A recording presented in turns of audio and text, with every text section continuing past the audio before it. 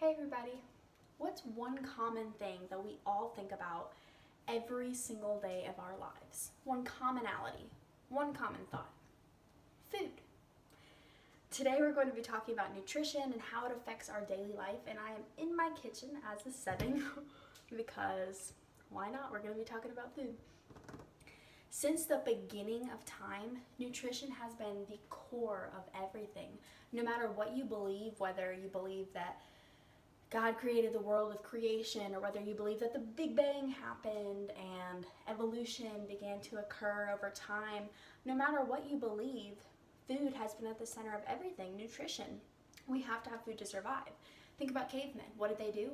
They hunted for food to survive. Now, we go to a grocery store, we purchase food, we come back, we make the food, we eat the food, and then we think about what we're going to have for breakfast. I mean, food is at the center of everything. And with nutrition as our main topic today, we're going to have three things that we're going to talk about.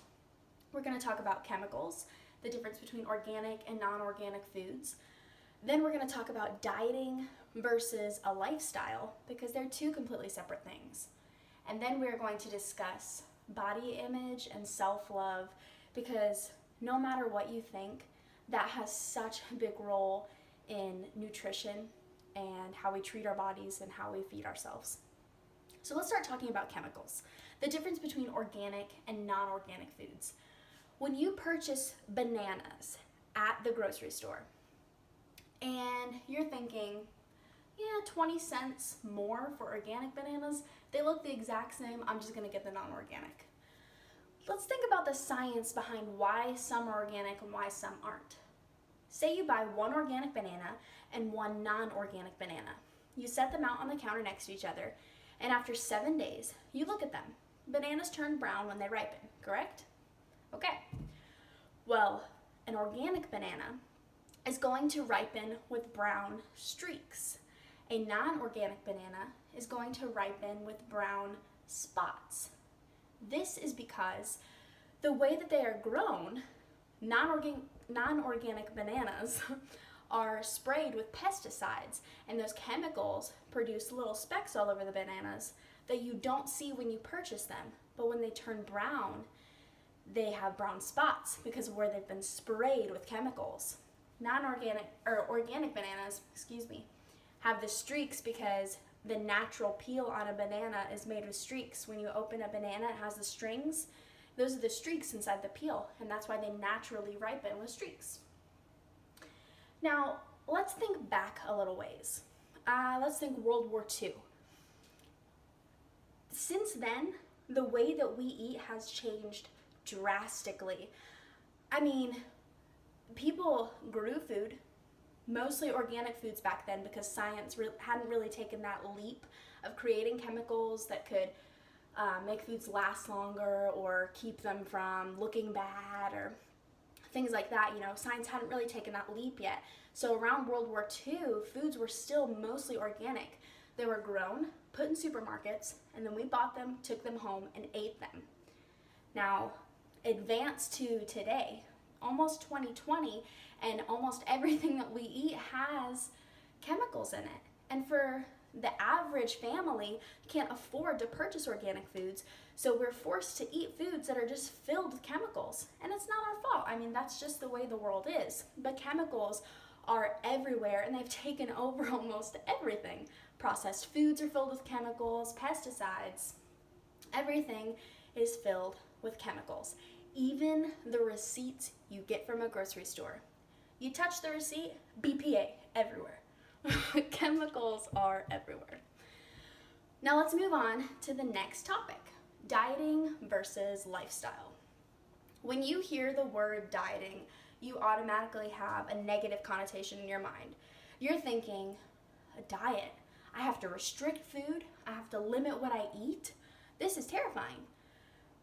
But when you hear the word lifestyle, you automatically think, okay, lifestyle, what's my lifestyle? Why do I live? What do I enjoy to do? What are some foods that I like to eat? And so it's an automatic positive connotation in your mind when you hear the word lifestyle. So when you're thinking about changing the way that you eat, something as small as telling someone, I'm on a diet to telling someone, this is the way I live, this is my lifestyle, and here's why.